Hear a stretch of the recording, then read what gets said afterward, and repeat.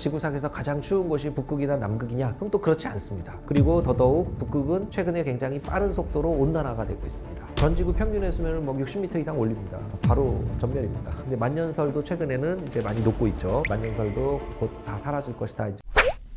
안녕하세요. 저는 서울대학교 자연과학대학 지구환경과학부 소속 남성현 교수입니다. 남극이나 북극이나 다 가장 고위도, 지구상의 가장 위도가 높은 곳을 말하죠. 북이 90도, 남이 90도가 우리가 북극점, 남극점이라고 하는 곳이고, 그 북극점을 중심으로 한 그 주변의 영역, 또 남극점을 중심으로 한 주변의 영역을 우리가 북극, 남극 이렇게 말할 수가 있을 건데요. 기본적으로 고위도에 있기 때문에 태양 복사 에너지가 가장 적게 들어옵니다. 그렇다 보면 가열이 잘 안 되기 때문에 가장 추운 곳이죠. 그렇다고 해서 지구상에서 가장 추운 곳이 북극이나 남극이냐? 그럼 또 그렇지 않습니다. 왜냐하면 이제 기온을 결정하는 요인들은 여러 가지가 있기 때문에 그렇죠. 근데 이 북극이나 남극이나 추운 거는 똑같지만 환경은 전혀 다른 환경입니다. 북극해 북빙양이라고 부르는 바다이고, 이제 다만 이 바다지만 여기가 워낙 추우니까 바닷물이 얼어서 북극해의 상당 부분은 해빙으로 덮여 있습니다. 그게 이제 북극의 환경이고요. 남극은 바다가 아니라 대륙이죠. 유라시아 대륙이나 아메리카 대륙, 또 호주 대륙 같은 육지로 되어 있습니다. 그 대륙 위에 얼음이 쌓여 있습니다. 그 빙하는 이제 해빙이 아니라 육빙이죠. 육상에 있는 빙하니까. 육상에 아주 거대한 면적에 아주 두꺼운 이런 두께로 얼어 있는 그런 빙하를 우리가 빙상이라고 하는데요. 남극 대륙 빙상이 거대하게 이렇게 덮고 있기 때문에 북극하고는 또 전혀 다른 환경의 특성이다. 그래서 북극과 남극은 전혀 다르고 그곳에 사는 생물들도 전혀 다르다. 예를 들면 북극은 북극곰,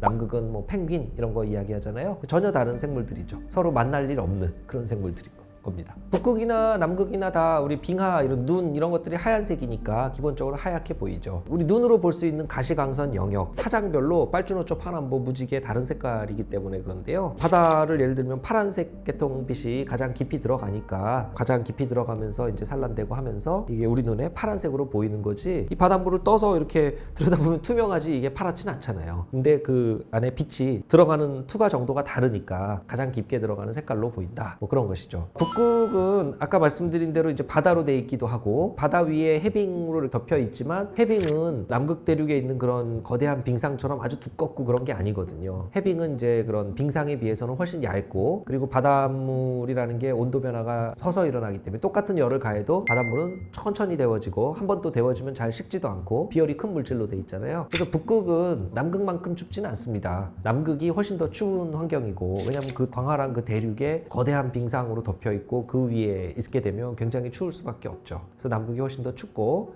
북극은 그렇지 않다. 그리고 더더욱 북극은 최근에 굉장히 빠른 속도로 온난화가 되고 있습니다. 지구 평균 온도가 올라갔잖아요. 올라가게 된 원인은 대기 중에 탄소 농도가 높아져서 온실효과가 강화됐기 때문인데, 온실효과가 강화돼서 지구의 열이 자꾸 축적되다 보면 그 열이 대부분은 바다로 갑니다. 90% 이상의 열이 다 바다에 흡수가 됐는데, 북극해는 그 바다 중에서도 가장 빠른 속도로 온난화되는 바다예요. 왜 북극해에 그럼 가장 많은 열이 흡수되고 가장 빠른 속도로 온도가 올라가느냐? 그게 빙하랑 관련이 있습니다. 그 북극해를 덮고 있는 해빙이 북극이 따뜻해지면서 녹으니까, 해빙은 아까 말씀드린 대로 하얀색이잖아요. 하얀색은 빛을 잘 반사시켜 줍니다. 그래서 하얀색으로 이렇게 덮여 있는 부분이 해빙인데, 그 부분이 줄어드니까 해빙이 녹으면서, 그러니까 바다에 그대로 흡수되는 그런 영역들이 많아지는 거예요. 그대로 흡수되면 더 많은 열이 흡수돼서 북극을 더 빠르게 데워주죠. 다시 이 바닷물을 더 많이 녹이니까 해빙 면적이 줄어들고, 해빙 덮여 있는 면적이 줄어들수록 북극해에는 더 많은 열이 흡수되고, 그래서 북극은 지금 지구 평균 온도의 증가 속도보다 2배, 3배 이상 온난화가 빠르게 진행 중입니다. 빙하도 여러 종류의 빙하가 있다 보니까, 바다의 빙하는 해빙이고 육지의 빙하가 이제 육빙인데, 육빙도 또 여러 종류가 있죠. 그래서 아까 남극 대륙에 이제 거대한 빙상이 있다 그랬고요. 아주 넓은 영역에 걸쳐서 있을 때 우리가 빙상이라고 구분합니다. 남극 대륙에도 빙상이 있고, 북극 주변에 그린란드가 있잖아요. 그린란드 위에 또 거대한 이런 빙상들이 두껍게 있거든요. 그린란드 빙상, 남극 빙상, 부피로 볼 때는 거의 대부분이 거기에 있는 것이죠. 그런 것들이 이제 빙상이라고 하고, 북극해를 덮고 있는 바다의 빙하는 해빙, 남극 대륙 주변에도 해빙들이 있습니다. 그것들이 해빙이고, 또 그거 말고도 육상에서 떨어져 나왔는데 바다로 깨져서 부서지고 떠다니는 것들, 유빙들도 있고요. 그 다음에 땅인데 얼어 있는 땅들도 있죠. 동토라 그러죠, 우리가. 그 동토 중에는 계절이 바뀌어도 녹지 않고 계속 얼어 있는 땅이 있습니다. 그 영구 동토라 그러죠. 영구 동토도 계속 얼어 있고 이게 녹으면 안 되는 건데, 이제 영구 동토도 기후가 바뀌면서 지구의 열이 축적이 되다 보니까 오늘날에는 영구 동토도 지금 빨리 녹고 있죠. 그런 형태의 빙하도 있고, 높은 산에 올라가면 아무리 더운 열대지방이라 그래도 고도가 높아질수록 온도가 내려가니까 거기에 또 빙하가 계속 얼어 있습니다. 그래서 이 녹지 않고 계속 얼어 있는 그 빙하를 우리 만년설이라 그러죠. 만년설도 빙하 형태로 있는데, 이제 만년설도 최근에는 이제 많이 녹고 있죠. 만년설도 곧 다 사라질 것이다, 이제 뭐 이런 전망이 나올 정도로 지금 빠르게 녹고 있습니다. 그러다 보면 이제 그 밑에 고산지대에 사는 사람들 홍수도 경험하고, 장기적으로는 이게 식수원이 사라지는 거니까 고산지대에도 이제 사람이 살 수 없게 되는 그런 환경으로 자꾸 바뀌니까 또 난민이 늘어나고 여러 가지 문제를 일으키고 있습니다. 네, 빙산의 일각이라는 말 많이 쓰죠. 이제 빙산, 빙하인데 이제 바다에 떠서 돌아다니는 산 같은 거잖아요. 빙산이 이렇게 바다 위에 해수면 위에 올라와 있는 산에 해당하는 부피보다 9배 정도의 더 많은 부피는 바다 속에 잠겨 있는 것이죠. 우리가 해수면 위에서 배를 타고 가다가 보이는 이 빙산 이거 한 뭐 50m, 100m 되는 이런 높이에 빙하가 이렇게 떠다니는구나. 그러면 이제 거기 보이는 거는 사실 10%밖에 안 된다는 거죠. 그리고 그 아래로 이게 뭐 50m 했으면 수중으로는 450m 수심까지 훨씬 더 큰 그런 빙하 덩어리가 있다는 거예요. 그 왜 그러냐면은 이 빙하가 얼음인데, 얼음의 이제 밀도가 바닷물의 밀도보다 작기 때문에, 그래서 바닷물에 떠 있는 거죠. 우리 아이스 아메리카노 생각하시면 되는데, 얼음이 가라앉는 게 아니라 뜨잖아요. 얼음이 되는 순간 물은 밀도가 확 낮아지기 때문에, 그리고 바닷물은 담수보다도 밀도가 커서 바다 위에 이런 빙하, 해빙이나 유빙이나 빙산이나 이런 것들이 떠 있게 되면 10% 정도는 해수면 위에 노출이 되고 나머지 90% 정도는 잠기지만 전체적으로 떠 있는 상태로 이게 돌아다닙니다. 그래서 이제 해수면 위에서 우리가 보면 그거는 정말 일부이고 90%는 잠겨 있으니까 빙산의 일각이다. 그럼 전체 중에 아주 작은 부분만 의미하는 것이 됐죠. 세빙연구선을 타고 남극에 가서 막 조사도 하고 했는데, 가서 이렇게 타고 보면 유빙이나 이런 것들이 많이 돌아다녀요. 이제 작은 것들도 있지만 어떤 것들은 한 50m, 100m 높이의 이런 유빙들도 막 떠서 돌아다닙니다. 100m 정도다 그러면 90%는 잠겨 있으니까 눈에 보이는 게 100m 높이면 물속으로는 900m 수심까지 있는 이제 거대한 덩어리겠구나, 이렇게 이제 우리가 좀 가늠을 할 수가 있죠. 너무 가까이 가면 위험하니까 어느 정도 거리를 우리가 두고 이렇게 보긴 하는데, 빙벽이나 이런 데서 자꾸 떨어져 나오니까, 이게 녹아서 떨어져 나오면 가까이 배가 접근했다가 좀 위험할 수 있으니까 적절한 거리를 두고 보는데, 충분히 빙하를 자세히 관찰할 수 있을 정도까지 가까이는 갑니다. 빙하가 이제 엄청난 속도로 지금 과거보다 점점 빨리 지금 녹고 있어서 문제인데요. 모든 형태의 지구상에 있는 빙하들이 지금 다 녹죠. 왜냐면 지구의 열이 그렇게 축적이 되니까. 만년설도 녹고, 영구동토도 녹고, 북극해 해빙도 녹으면서 해빙 면적도 줄여가고 있고, 그다음에 그린란드하고 남극 대륙에 있는 가장 거대한 대륙 빙상, 빙상들도 지금 녹아서 사라지고 있어요. 과학자들이 그 빙상을 인공위성으로 모니터링을 하기 시작한 게 2002년도부터인데 2002년도부터 빙하 두께를 계속해서 모니터링을 하고 있어요. 어떤 곳들은 빙하 두께가 굉장히 빠른 속도로 얇아지고 있고, 어떤 곳은 눈이 계속 쌓이고 누적되면서 새로 생겨나는 곳도 있는데, 전체적으로는 사라지는 양이 훨씬 더 많다는 거죠. 늘어나는 양보다. 특히 그린란드가 굉장히 빠르게 녹고 있습니다. 그래서 그린란드 가장자리 해안가들을 중심으로 엄청난 양의 빙하 두께가 얇아졌고, 엄청난 양의 빙하가 지금 바다로 흘러 들어온 상태고요. 그게 또 해수면 상승을 더 가속화하는 원인이 돼서 그렇게 되고 있고요. 남극에서 녹는 빙하도, 남극도 이제 서쪽 동쪽 나눠서 우리가 서남극, 동남극 그러는데, 그 중에서 이제 서남극 쪽에서는 굉장히 빠른 속도로 녹는 편이에요. 그린란드만큼은 아니지만 그린란드 한 절반 정도 양이 지금 남극에서 녹고 있는데, 남극 빙하는 양이 어마어마하기 때문에 이게 다 녹으면, 그 남극에 있는 빙하 이런 거 막 수천 미터 두께의 빙하 이런 것들이 다 녹으면 전 지구 평균 해수면을 막 수십 미터 올립니다. 인류가 거기에 바로 적응할 수가 없어요. 그래서 이런 빙하가 빠르게 지금 녹고 있는 것을 우려하기 때문에 과학자들이 여기를 연구를 지금 많이 하고 있는 상태죠.